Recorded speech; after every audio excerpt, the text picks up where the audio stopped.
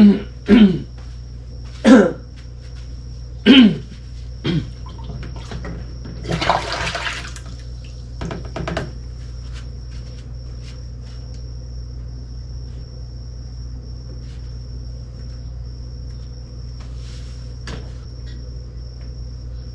morning, folks. It's finally brew day. I've waited a whole long time for this. I came out here about 4:45 this morning. The sun's not really risen yet, but it looks like morning outside now. When I was out here washing the dust off of everything this morning, it was definitely dark. It felt great to get all the dust off the old brewery. I know I'm crammed back here in the corner. It's not gonna stop us from brewing a beer today, and a good beer at that. Okay, so today we're making the Not Dale's Pale Ale. Okay, it's a Dale's Pale Ale clone, but of course each batch tastes a little bit different. It's homebrew, right? At least for most of us. Not every beer we make. Not all of the same beers we make taste the same. There's always a little bit that changes, and that's one thing I really love about home brewing. Okay, I love that things just kind of turn out the way they turn out, and they're always good. So grain bill wise, we're using 10 pounds, 8 ounces of Maris Otter pale malt, and then another 8 ounces of caramel crystal malt 10. Okay. Actually, let's go into Brewcephas real quick, and I'll show you exactly what I'm looking at for this recipe. Okay, so for the Not Dale's Pale Ale, we're using 10 pounds, 8 ounces of Maris Otter pale malt, 8 ounces of caramel crystal malt 10, an ounce of Northern Brewer hops at 60 minutes, Whirlflock tablet, and then the Columbus hops, both at 15 minutes, half an ounce. Centennial hops at flame out, an ounce and a half. I'm going to ferment with the California Ale yeast, White Labs, WLP001. And then after it ferments out in the bathroom, after a few days, I'm going to dry hop it with Cascade, a couple ounces of that, and then leave it on the dry hops for 14 days. Okay, hoping for 1057, between 1055 and 1060, anywhere in there will be fine. Okay, 40.7 IBUs for an estimated 5.9% ABV, and that's if I hit my 1057. Okay, so 11 pounds of grain total. I'm going to do a 90-minute mash as well as a 90-minute boil. Okay, so estimated original gravity today, we're going for 1057, ABV of 5.9, if everything goes according to plan. But a pale ale, according to the numbers, is anywhere between 1045 and 1060. Okay, I'm hoping this one comes out around 1057. But if I don't get all the starch conversion, or if I don't quite hit that 1057, I can go all the way back down to 1045, and it still falls in the range of a pale ale. Okay, so I got a lot of wiggle room there. We're definitely aiming for the high end of the pale ale range, being 1060. We're going for 1057. Okay, so we got some room to play. The last time I made this beer, back in March of 21, it looks like, I hit 1058. Going for 1057, hit 1058. Maybe we'll do it again, maybe we won't. Okay, we'll see what happens. That's the fun of brew day, right? Just do it and see what happens. Okay, the first thing we need to do is add 5 gallons and 3 quarts to the brew kettle. Welcome back. Definitely make sure your valve is closed. I've lost a gallon before, just pouring it in, realized my valve's open from when I was rinsing it out. Don't do that. Climb to the top of a mountain, fly around the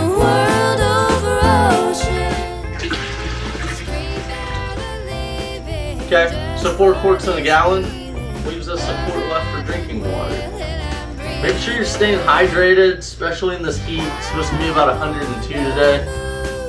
I would say that's the main reason I got an early start, but I guess the real reason is because I just woke up and I was like, brew day, let's get an early start.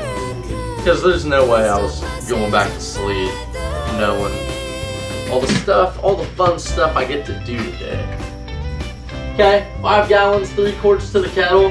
I'm gonna heat this up to 152 degrees. That's gonna be my mash temp.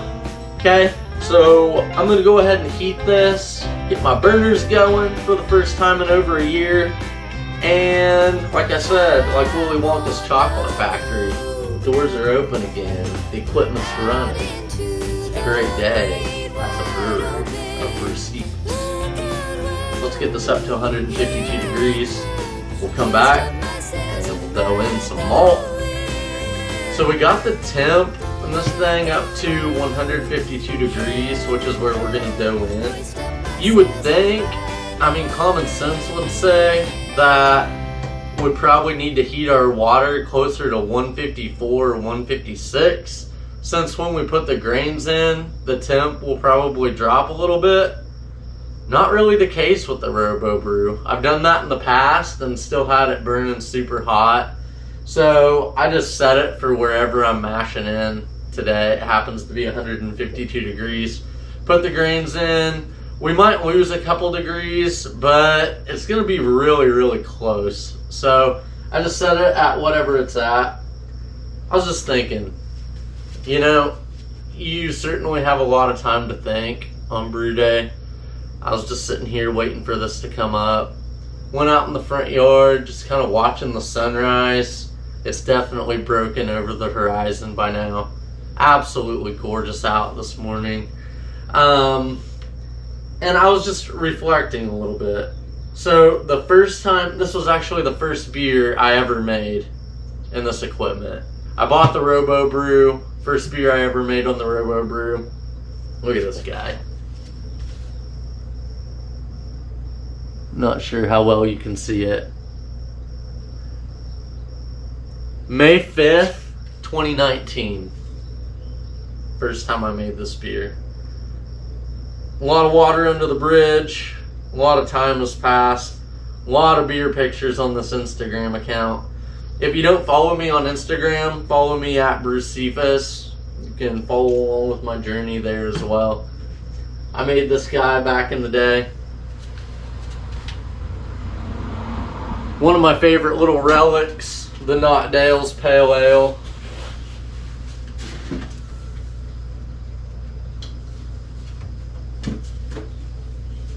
And I'm sure it's not just me, but I like my little relics. You know, it makes the hobby special to me, having these things that have been with me for so long. And that I've had so much time to just sit and think around.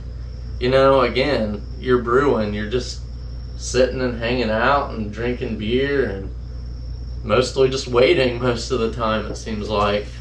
This guy, another relic. The old brew spoon that's been with me since the beginning. This is actually the original Brewcephas.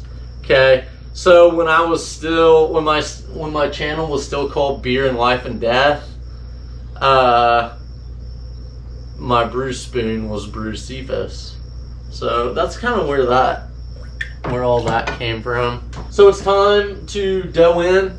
Again, we're at 152 degrees. Let's get our 10 pounds, 8 ounces of Maris Otter and 8 ounces of caramel crystal malt 10 into the brewery. Okay, so here's our beautiful, beautiful grain bill. Oh man, absolutely love the smell of grains. My grandpa was a farmer, so I grew up on the wheat truck, on the combine, around grain elevators. I love the smell. The smell always brings me back. So 152 degrees, got my brew spoon handy. Make sure you keep everything where you can reach it. No need to scramble on brew day. Okay. So, I'm gonna add my grains, and I'm gonna just add a little bit at a time and stir as I go. And there's really no real hurry to get this done quickly. If I add all my grains at once, they could stick together and clump up in the water. And if not all the water, or if the water if it doesn't touch all the grains, if some are stuck in dough balls, then I'm not going to be able to get the grain sugars out of the grains that are in the middle of that dough ball. Okay, so I want to make sure these grains stay individual, stick to themselves. Well, hopefully they're not sticking to anything. That's the key, that's the goal. Stomach can't take it, my head is pounding. I'm a ruined man as far as I can tell. Aging poorly, losing years and scared as hell. And I'm wandering through Wichita. That's all of our grains right there. We got an empty bucket. Stirring this can be quite hard on the fingers and wrists. There's not a lot of leverage. It's kind of hard to cut through those grains. And I don't really want to upset the bottom screen on this thing, because if I move it to the side and get some grains down underneath, it'll clog up my pump. That's one thing about the Robo Brew I have found from doing this. So I don't want to be too rough, but I definitely want to be thorough. We're gonna call that good, because it is good. Pop the lid on. Let's see where our temp's at. So my temp's at 156 degrees. I'm gonna go ahead and kick off my 1000 watt. Set our mash time 90 minutes on the clock. You know what it's time for now, don't you?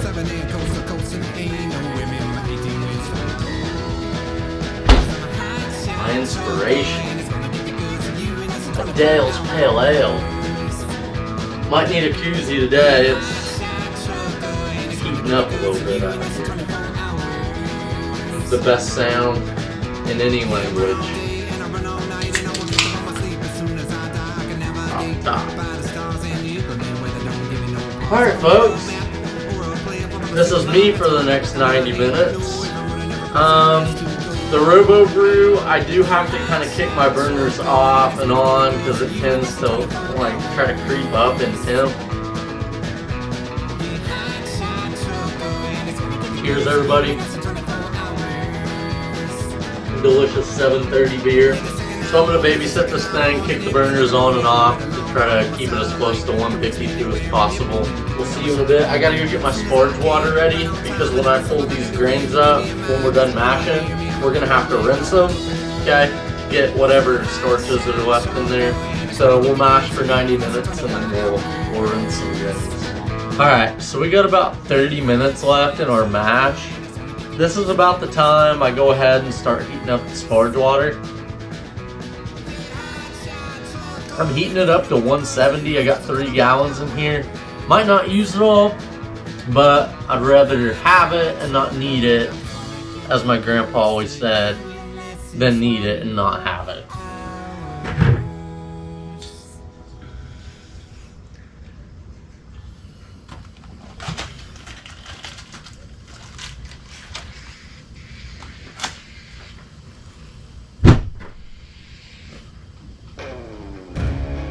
So I'm going to heat this up pretty slowly.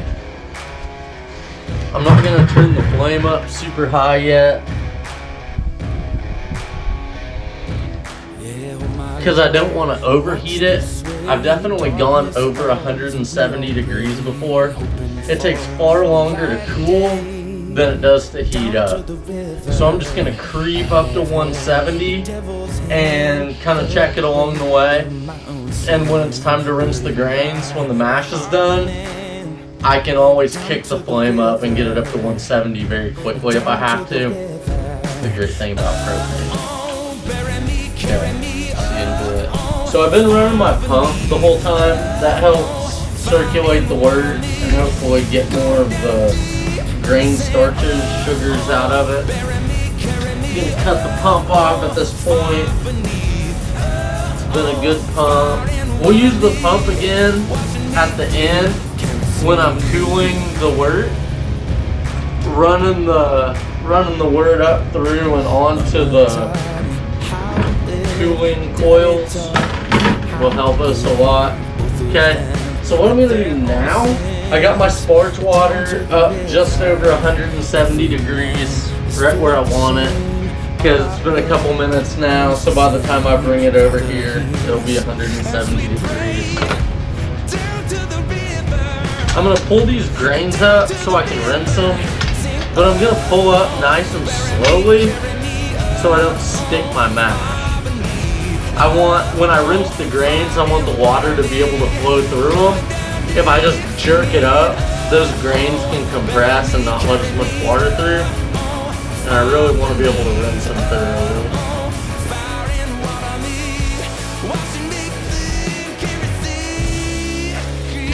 And I want to sparge or rinse up to 7 gallons or thereabout. So I'm going to let this drain for just a second, and then I'm going to see where the level is down there. So I'll know how much of that 3 gallons I want to use to rinse these grains. Draining nicely. We're at about 5 gallons. So I'm going to go ahead and put the screen on there. I don't want to pour the water straight through my grains, because then it's just hitting a very specific section of the grains and rinsing. I want to disperse the water out across the screen so it rinses evenly. I probably should have had this thing on during the mash while my pump was running, but I don't think it matters too much. So now I'm going to pour a couple gallons through this to rinse these grains. Here we go.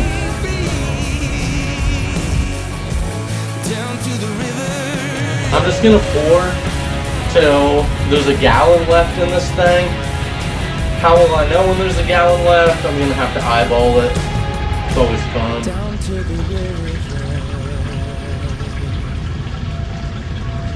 But I have to also consider that the grains are going to retain some of this water. So if I pour 2 gallons through it, I probably won't get quite 2 gallons out of it. That's probably a gallon left right there. You ever lose your beer?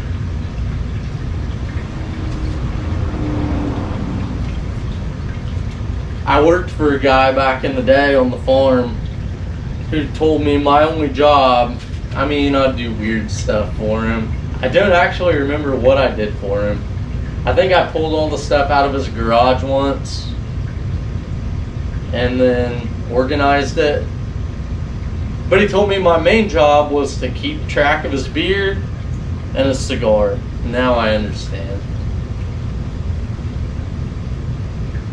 Okay, I'm going to go ahead and set these grains outside.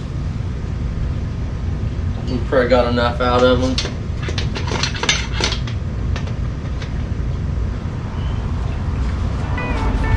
Okay, so we damn near hit the 7 gallon mark. And that's exactly where I want to be. My notes said sparge to 7 gallons with less in parentheses. I'm not sure why I did that, but we definitely came up with a little less. So I guess that's got to be a good thing, right? Okay. We sparged to 7 gallons. Now we're going to boil for 90 minutes. So I'm going to bring this up to a boil.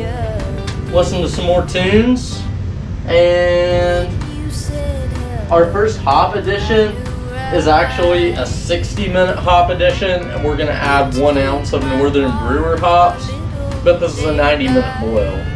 Okay, so I'm going to bring this up to a boil, and then we'll have 30 more minutes to kill until the first hop addition. Okay, so we reached a nice rolling boil, as you can see. We got some of our grains gunk up on the sides. I really want to keep that in the wort.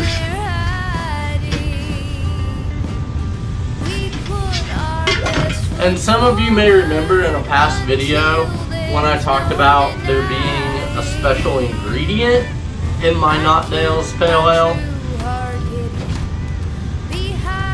Secret ingredient. What do you think it could be? So, let's just say Dale's blood runs through Not Dale's veins. That's for sure. That's for sure. So really, all we have to do at this point is wait. Okay? It took about an hour plus, maybe an hour and a half to get up to a boil. Okay? Now I'm just gonna let it boil for the next 90 minutes. We'll go ahead and start our timer. 90 minutes on the clock, just like the mash. Here in 30 minutes, at the 60-minute mark, I'm gonna come back and add 1 ounce of Northern Brewer hops. At the 15-minute mark, I'm gonna add a ½ ounce of Columbus and a Whirlflock tablet, which helps with clarity, if you don't know. And then at flame out, 0 minutes, I'm gonna add 1.5 ounces of Centennial. Okay, and then we're gonna chill it down to 70 degrees as quickly as we can. So that's the plan, and I'm sticking to it. Isn't it a little bit funny that what one day will be a nice ice cold beer has to boil first?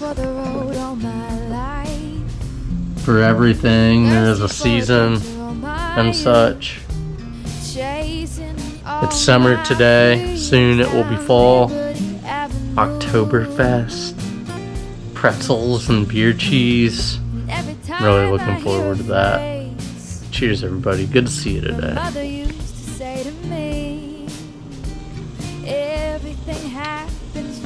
We're at, I'll let you in on this.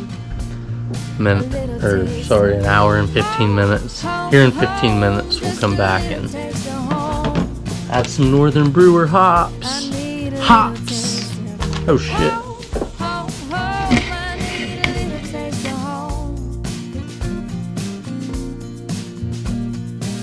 Nothing like kitchen conversation.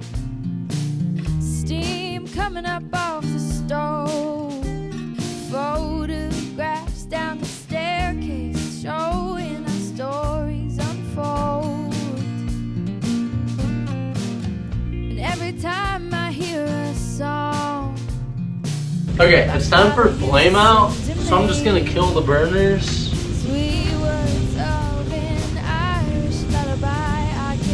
Take the lid off. And it's time for the 1.5 ounces of Centennial. ½ ounce. We did it. We're gonna let those hops chill in there for just a bit. Okay, the Centennial that we added at 0 minutes. We do need to chill it down to 70 degrees. But what we're gonna do, I've had this in our sanitizer. I'm gonna go ahead and drop it in here because the heat from the wort is gonna go ahead and kill any other germs that we have in there. Okay, so no rush really, but we do need to be getting this chilled down. Because of how hot it is out here today, I really don't know if the groundwater is going to be able to get us down to 70 degrees. So what I think we might do is get it down as low as we can with this, and then put it in the bucket and put it in the fridge for a couple hours, and then come back and pitch the yeast. As long as I have an airlock on it, nothing can get in. It'll be fine. So we need to get it below 80 degrees Fahrenheit as quickly as we can to prevent oxidation. However, between 90 degrees Fahrenheit and 140 degrees Fahrenheit, it's susceptible to picking up some bacteria, stuff like that, okay? So we need to cool this off below 90 degrees Fahrenheit as soon as possible to keep the nasty bacteria and stuff from growing in it. So that's our number one objective.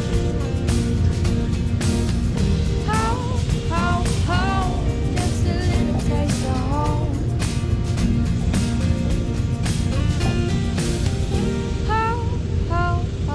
I need a little taste of home. Oh yeah. And just like I knew we would be at some point, we're double-fisted. And at this point, we're gonna run our pump on the Robo Brew since we have one. We've got it hooked up where the cold water, well, coldish water, is running through the coils. But what we really want to do is pump the wort from the bottom back onto those coils. Okay. Oh yeah, and it didn't get clogged this time. Great news.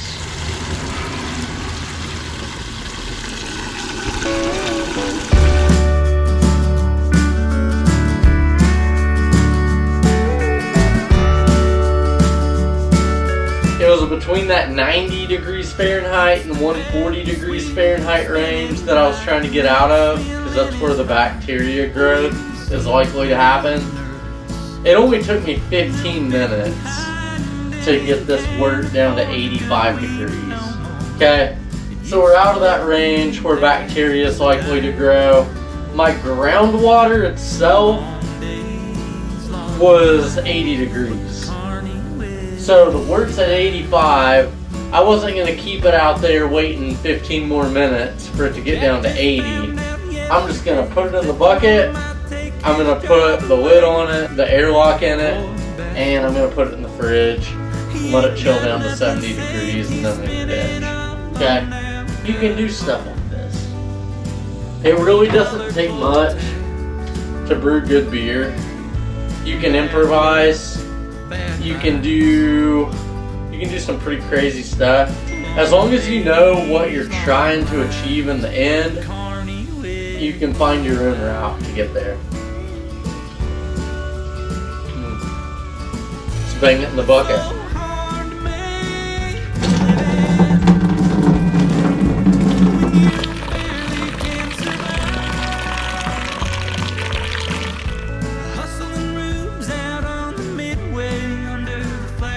I got my thermometer wet,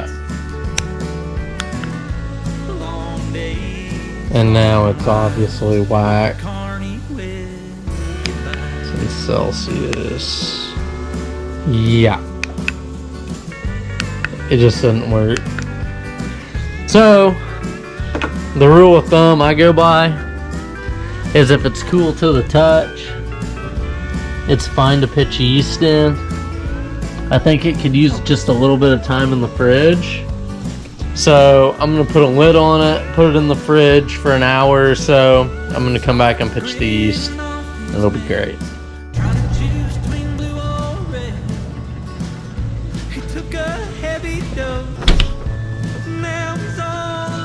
Also, I forgot to mention it. This beer came out to 1046. The last time I brewed it, it was 1057. Okay, the pale ale range is between 1045 and 1060. So I just got inside it. Okay, 1045 is the bottom of the range. This was 1046.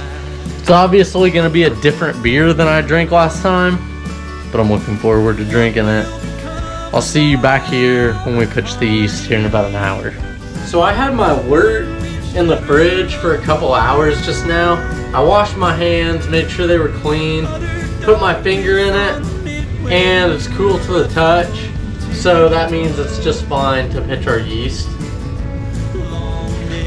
Our lovely yeast starter from yesterday.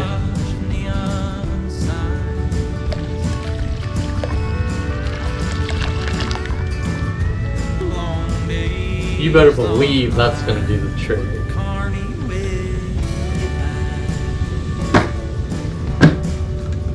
So it wouldn't have picked up any bacteria or anything like that in the fridge. It'll be just fine. And now that we dumped that yeast in it, that yeast is gonna be eaten away. It's gonna be so good. I have a jug of sanitizer and a blow-off hose in the bathroom because if I put an airlock on it, it'd shoot this thing off. A yeast starter is just so vigorous.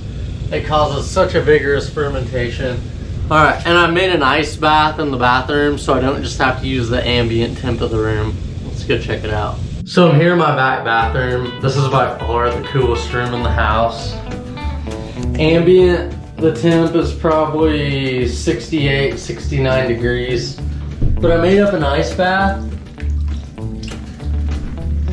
so I can make the ambient temp even cooler for this guy. Okay, so obviously this water's probably like 50 degrees.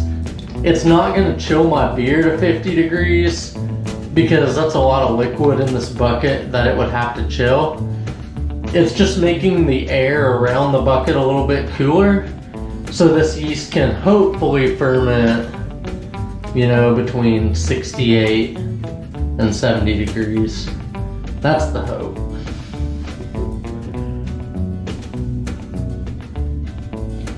Okay, so we've got a good firm seal there. The hose is nice and in there. And then on the other end, we have the hose down in some sanitizer water. Okay, so it'll blow the gas off of here and we'll see all our pretty bubbles in the water instead of in an airlock. And then when the fermentation slows down here in a few days, I'll take it out of the ice bath and I'll just put a normal airlock on it. Okay, I think that's it. What a brew day. Thanks for brewing along. Thanks for hopefully drinking along. You guys have a good day. We'll see you real soon.